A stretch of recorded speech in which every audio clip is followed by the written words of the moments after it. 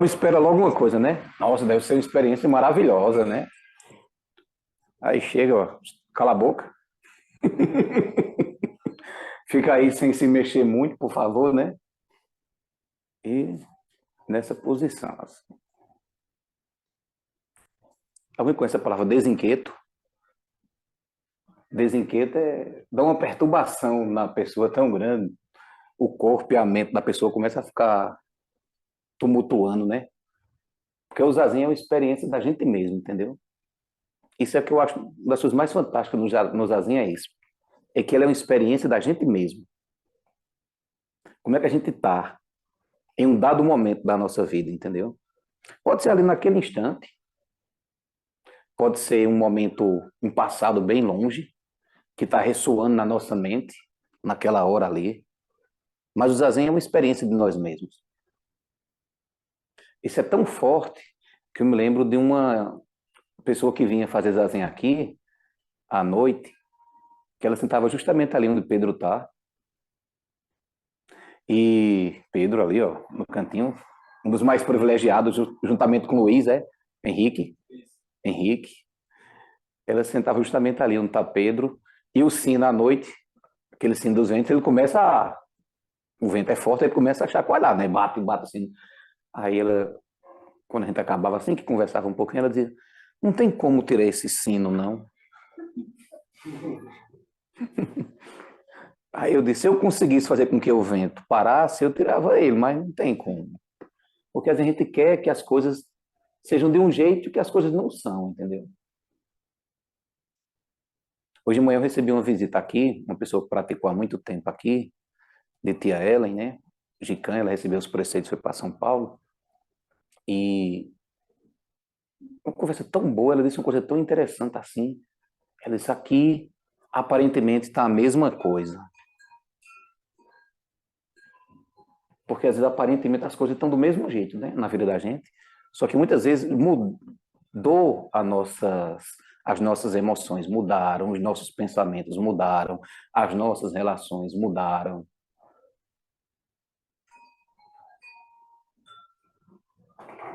E às vezes a gente procura respostas em coisas tradicionais, que essas coisas tradicionais nem sempre nos oferecem as respostas que nós desejamos. Eu não sei se alguém já parou para pensar nisso, porque às vezes a gente fica em crise. Porque muitas vezes pode acontecer de a gente procurar respostas em coisas e essas coisas que a gente está tendo contato direto não nos oferecem resposta. E de uma certa maneira a gente entristece, a gente adoece, a gente fica emburrecido.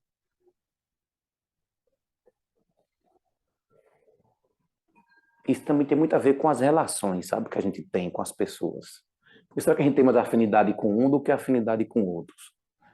Porque será que ficar com tal pessoa, conversar com tal pessoa num grupo é melhor do que conversar com outros grupos? Porque a gente encontra respostas para as nossas questões mentais, emocionais, dentro daquele parâmetro, dentro daquele grupo.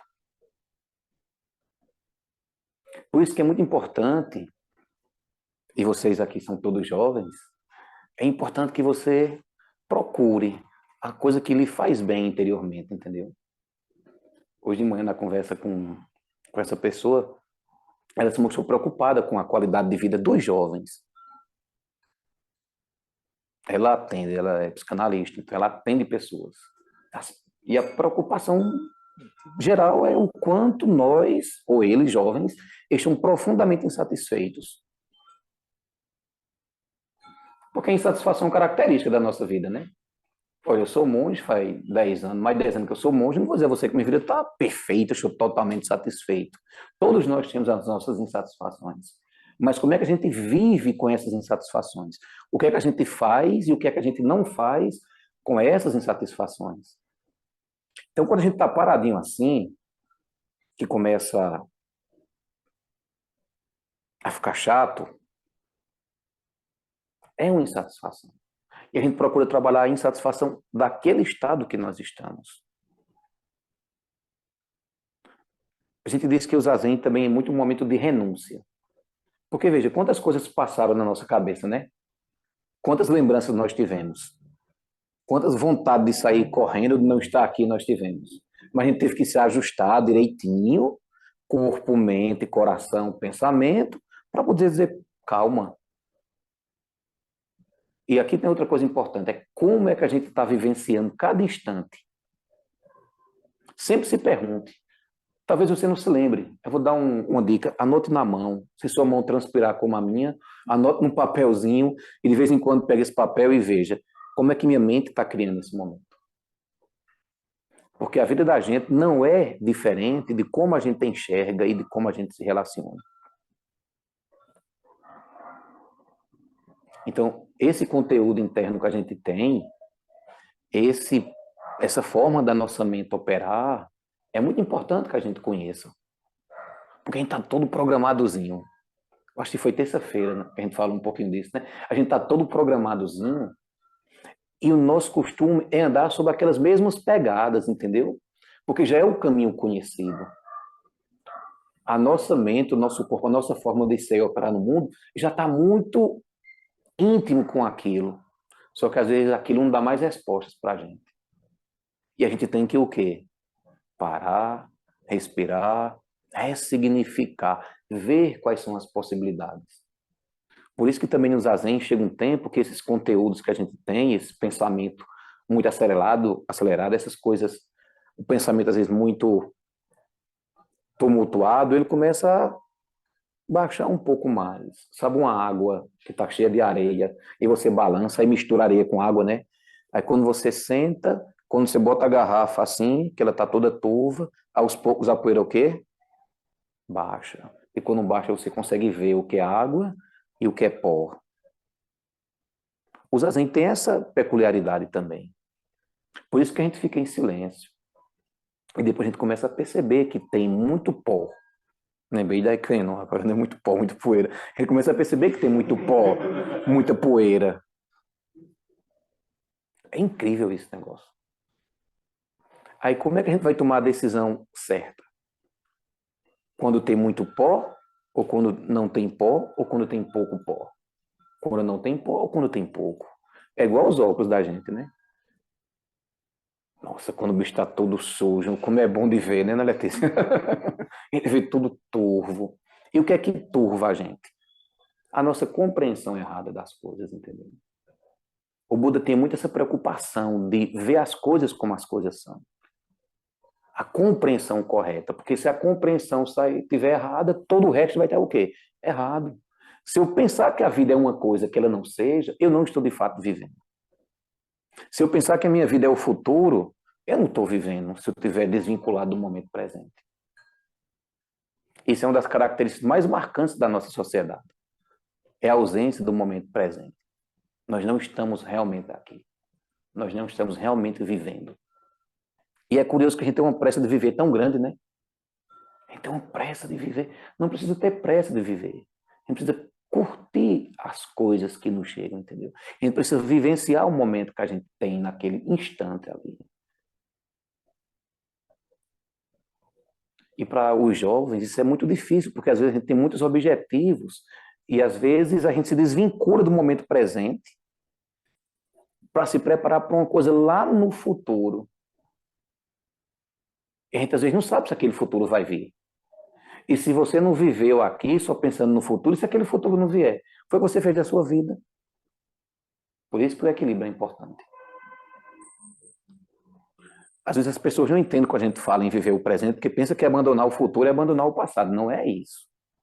Viver o presente também significa se planejar para o futuro. Mas como é que a gente faz isso?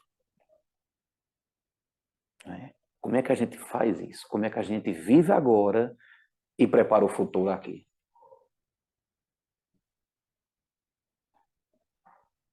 Por isso que é melhor que a gente tenha pouca poeira, ou nada de poeira. Deixar a poeira assentar para ver as coisas, porque as emoções, elas... Vocês conhecem as emoções, né? Quando brota uma emoção, é nosso estado mental é de um jeito, quando brota outra, aí já é de outro jeito. Às vezes a mesma situação você gosta e você detesta. Por quê? Porque nós temos determinadas emoções. E essas emoções, elas são importantíssimas na qualidade da nossa vida. Então, assim, isso que a gente fez aqui, esses minutos de prática que a gente fez, isso é um pouquinho para você perceber como é que está a sua mente, como é que estão suas emoções. Isso que aconteceu com a nossa mente, tudo isso que a gente vivenciou, está lá o tempo inteiro. Só que a gente nunca talvez tinha parado para pensar que a nossa mente está construindo aquele instante daquele jeito. E o importante também, além de perceber como é que está construindo, é ter autonomia sobre aquilo. Né? Ter autonomia sobre essa forma de pensar, sobre essa forma de sentir o mundo. Porque senão vai ficar caminhando só em determinadas pegadas que já não faz mais sentido para a gente.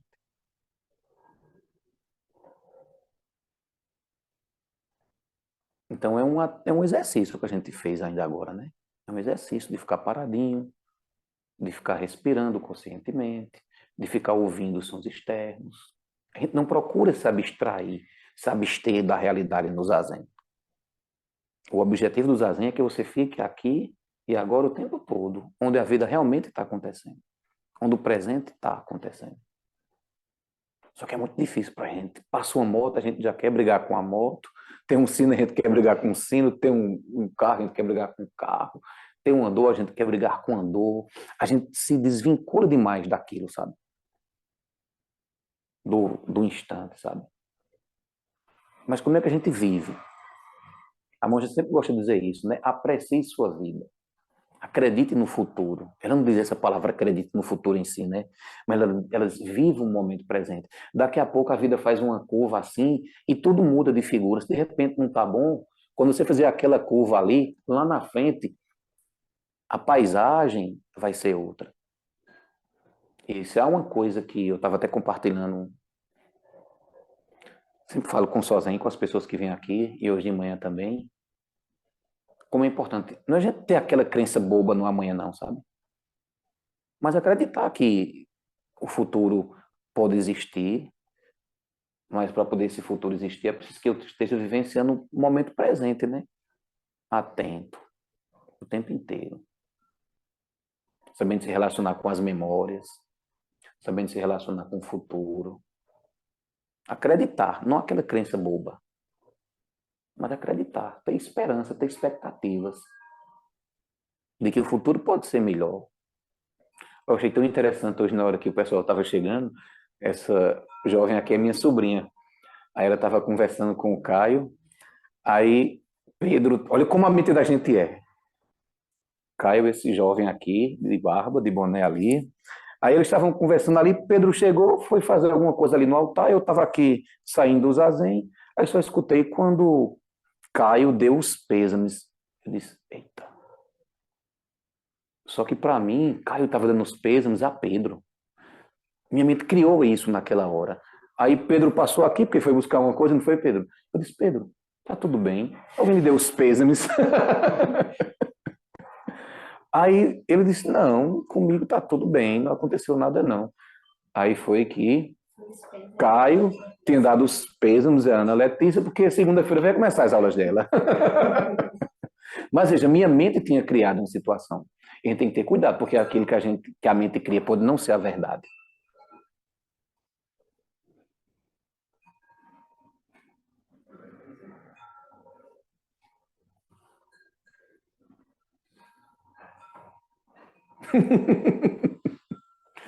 Mas eu tenho certeza que tem acontecido alguma coisa. Por isso que é melhor a gente certificar. Oi, tá tudo bem? Para a gente não ser vítima da nossa própria criação mental. Né? Ter a certeza. Que bom que tá tudo bem. Meus pesos, pela. Eu queria compartilhar também com você que eu estou precisando desses pêsames, que eu também não tive férias, certo? Mas é. Alguém tem alguma pergunta? Algum comentário? Alguma coisa? Você está bem, Cecília? Acho que só para falar para o pessoal do Palácio que era a primeira vez, que a gente tem esse encontro sábado, né? Mas se vocês acompanham no Instagram, tem uma prática durante a semana, duas práticas, digamos assim, durante a semana, que é textos, uma meditação mais profunda. E acho que é isso, né? Isso. No sábado é bem isso aqui mesmo, assim, é bem mais De boa. informal, mas é De mais boa. tranquilo. E aí, obrigado pela presença, né? Espero que venham e retornem. No sábado não é sempre de boa, mas geralmente é de boa no sábado, sabe? É isso aqui, sabe? O que a gente fez aqui é um zazen para iniciante, 2 tempos de meditaçãozinha e uma conversa sobre qualquer tema que aparecer, qualquer tema que de repente alguém sugerir, alguma coisa que tenha, né? Esse é o nosso objetivo, né? O zazen para iniciante é para alguém que realmente quer conhecer a meditação. E isso que você fez aqui, você pode fazer em qualquer lugar, tanto silencioso ou barulhento. Não precisa de uma condição especial. A gente também se engana, né? Em qualquer lugar que você esteja, você pode estar fazendo esse zazen. Não precisa nem estar na postura assim, atenção plena, respiração, foco, concentração. É zazen também, né? Só que no início é muito difícil a gente fazer isso em outro lugar que não seja um lugar que tenham pessoas, que tenha alguém nos orientando, né? Hoje foi sem trilha sonora. Hoje foi sem trilha sonora, eu estava até dizendo a Pedro, e o zazen hoje vai ser de arrebentar. Vai ser ao som de Anitta e Pablo Vittar. Na hora que começou o zazen, tiraram. Não, a gente também não pode não, né? Devia deixar o som rolar, né? A gente tem um acordo aqui com um padre aqui de baixo, aqui embaixo tem uma igreja católica. Eu estava ali embaixo, ali antes, conversando, foi Pedro. Quando ele toca o sino lá, é mesmo na hora que a gente toca o sino aqui. É incrível. A gente se atrasou um pouquinho, aí tocou 5 minutos no final lá, antes daqui, entendeu? É um acordo que a gente tem assim, metafísica, entendeu? Às vezes o povo chama, professor, você pode fazer um momento com a gente, que eu sou professor, né? Pode fazer um momento com a gente? Eu digo, posso sim. Vai falar o quê? Eu vou botar o povo para ficar tudo calado, em silêncio. Porque no silêncio cabe todas as fés, entendeu? No silêncio cabe toda a crença. O silêncio é poderoso demais. Mas vamos encerrar, certo? Que os méritos de nossa prática se estendam a todos os seres, que possamos nos tornar o caminho iluminado.